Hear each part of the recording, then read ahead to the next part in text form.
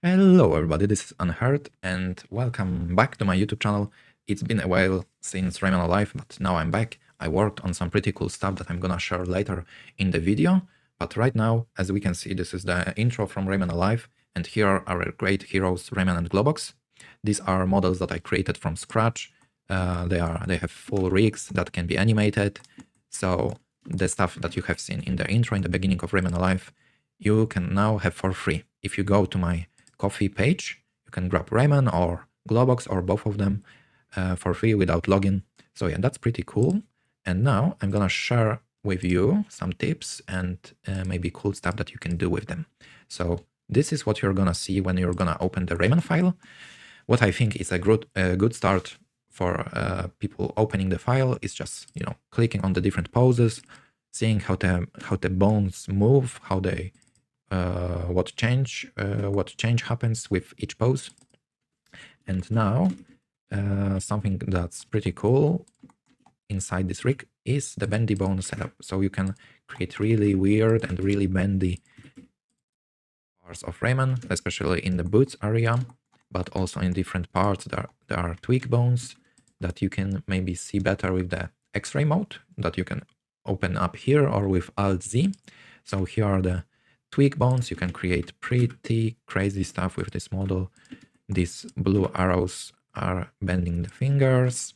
What else? There are this bone that opens the eyelids. Here are the cheek bones that you can make smile poses. Here are the pose to open his mouth. The tongue part is also really cool to pose. One thing to note is that these operate on bendy bone setup in Blender, which might not be great for exporting to different game engines, but it should be pretty easy to fix. If you know a little bit of Blender rigging, you can just replace the bendy bones with standard bones and copy the weight painting from the bones that I have in this rig. So it's not impossible to give these models a try in game engines, but there might be some stuff that might not export great. But if you want to work inside Blender to, for example, create animation or a reference for your drawing, it should work straight out of the box. You don't have to do anything. You can just select these bones, maybe even just select part of it, use a part from here. I have symmetry applied, but if you don't have, you can have one hand, for example, copy this pose, and this hand can have, for example, this pose. So as you can see, you can copy different parts of the pose that I already created. You can make your own combinations, your own poses. So yeah. Also, I have shared this model before on my pages, on my social medias, and they had this wiggle thing, this jiggle stuff. Oh, here is one thing that already is moving around, but if you have this model, it won't have any of this wiggle or jiggle. So it's something to keep in mind, but it's really easy to add. You just need to download the Wiggle 2 add-on. That is just a Python code. I'm gonna link the GitHub page in the description, and you just need to select the bone that you want to jiggle, like this one, and just play around with the options. I'm gonna, for example, allow these tweak bones to also be physically reactive. As you can see, when I move Rayman, he jiggles, he wiggles, and he does all sorts of cool stuff. But you need to bake the wiggle if you want to render the animation or export it to game engine, because it only calculates the physical interactions in the playtime. But without the baking, it won't show up, for example, in a render. So that is something to keep in mind. And now we can go to Globox, which is a little bit more expressive in the mouth area than Rayman maybe, and in the eyelid parts. You can select individual eyelids, you can move them, but for ease of use, I also created shape keys that can, shape keys, pose assets that you can quickly use to close, open eyes, open mouth, close mouth, and also, like with Rayman, different poses. So angry pose, bass pose, happy, scared, pose inspired by the UbiArt games, and gorilla. Gorilla was just me playing around with different scales of the bones. I think it's really funny when you have the wiggle add-on selected, and you just play around with this. It's really funny to, experiment on your own, but I think that's pretty much it with what you can do with these models.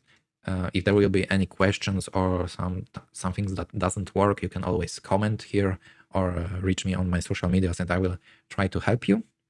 And now maybe I can mention some stuff that I worked on behind the scenes after Rayman Alive, and that was for the first thing that I'm gonna show was practicing my anatomy skills.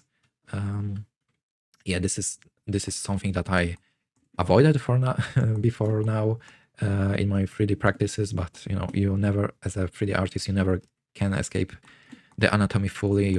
At some point you have to learn. So I started with the head. The first one was without reference, just me trying to do a realistic head from memory, and it turned out pretty crap.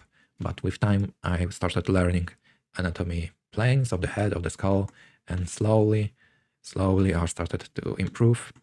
So far, I created 20 heads, but maybe I can go to like 50 for a YouTube video. I think that would be a fun idea. I also learned the arm anatomy, not fully, but I started to sculpting different muscles, and it was pretty complex for me as a really skinny person to understand all these different muscles that I don't have. But it's always good to practice. From Rayman things, there's one interesting thing that I'm working on, and it's a Riopolis episode. I already created one for the car from the animated series, and this series is supposed to tell a story inside the Rayman animated series universe, and it's supposed to tell the events that happened after the 4 episodes that are out in a form of a TV station. So here we have a TV presenter that talks about Rayman and his friends like Magbetina doing stuff that happens after the animated show. So I think that's a fun idea. As you can see, I'm pretty far along with the process of creating this thing. Maybe in a few months you will be able to see it. And something else that I want to share with you is, let me quickly see. Yeah, this is my short film that I started working on. I want to release a trailer for it in the next weeks. And it's something that already won an award, as you can see right here. I won first place in a film festival that happened like a few days ago, so I'm really excited. I sadly can't share the full film yet because some film festivals require you to have it private. But after all the film festivals that accept my film will end, I will be able to share the whole thing on YouTube. It's a little bit more artistic, but it's pretty cool, I think. I'm really proud of how it came out. And yeah, maybe one last thing that I want to mention is that I started memberships on my channel. If you want to support my work, you can become a member. And what will members have? What will members have as a cool thing for them is being able to see me working on some stuff behind the scenes. I want to do chill streams where I work on my projects, where I can focus, I can answer some questions about my process, maybe share some tips that I learned along the way. You can always, ask me. I can explain stuff in Blender or outside of Blender in my workflow. And I also want to make polls where people can vote for a character that I will create next for everyone to use, like Rayman and Globox. So I think these are pretty cool things that members will be able to do. And I'm excited to stream, make videos again. So remember to subscribe, to like, and else. So see you around, and thanks for stopping by. See ya.